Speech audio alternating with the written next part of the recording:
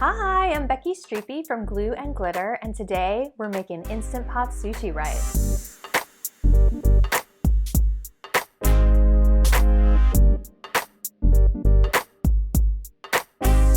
Y'all, using the Instant Pot is my absolute favorite way to make sushi rice. I'm going to show you in the video how to do it with white rice, but you can also use this exact same method with brown rice or with a mixture of brown and white.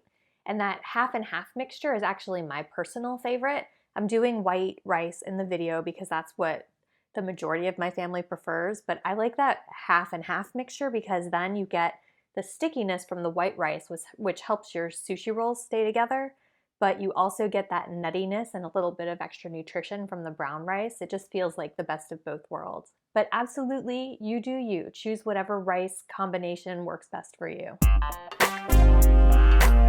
To make this sushi rice, start with 1.5 cups of white rice. It does not have to be short grain or sushi rice to make this recipe work. You don't want like an arborio rice, just like a regular white rice is what I'm talking about here. If you're using brown rice, you'll use 1 cup of brown rice instead of that full 1.5 cups. If you're doing a half and half mixture, you'll do 3/4 cup of white rice and 1/2 cup of brown rice. For the brown rice, you do want to try to find a short grain if you can, because that is going to get a little bit stickier than a longer grain will. Next, you'll add 2 cups of water to the pot. If you're doing brown rice alone, you're going to want to add an extra 1/4 cup of water, but for everything else, just 2 cups of water will do the trick. The next 2 ingredients, a lot of sushi rice recipes will add at the very end of cooking instead of before cooking.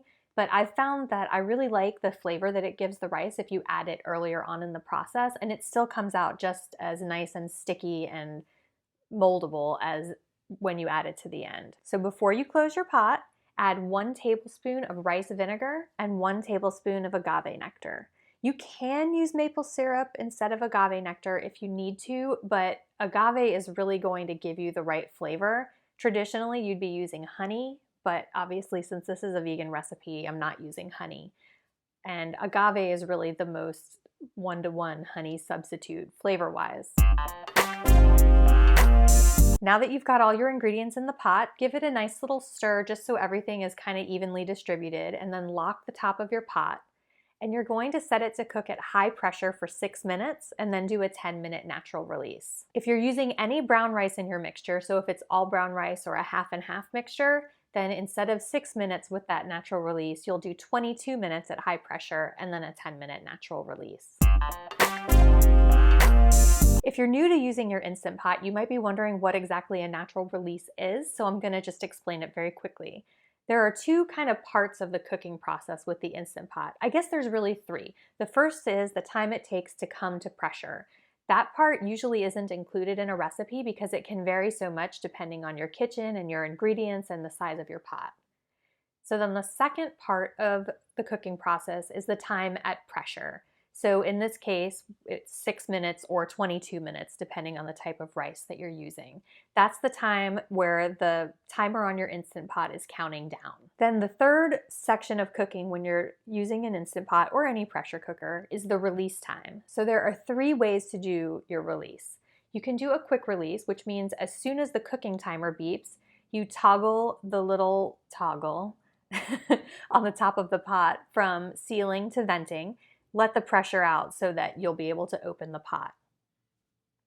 A totally natural release means that after the timer beeps, you wait until the pressure comes down naturally on its own. You'll know the pressure is down when the little pressure valve drops down. And then the third method is sort of a hybrid, and that's what this is. And it's usually the one that you'll see for things like grains and beans.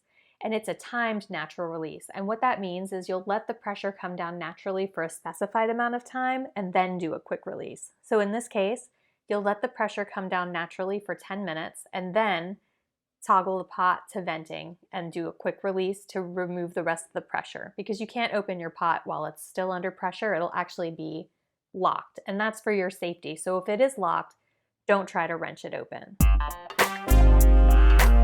Once the pressure comes down and you've opened your pot, you are ready to serve.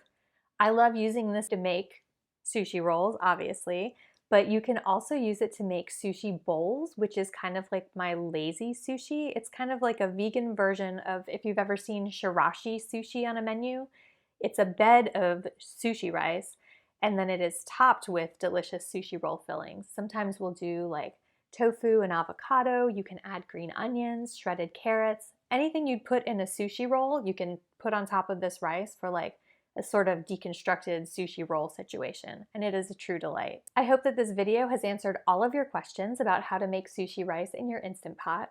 If you have any questions that this video didn't get to, feel free to drop a comment. I'm always happy to help. And don't forget to rate and subscribe. Happy cooking!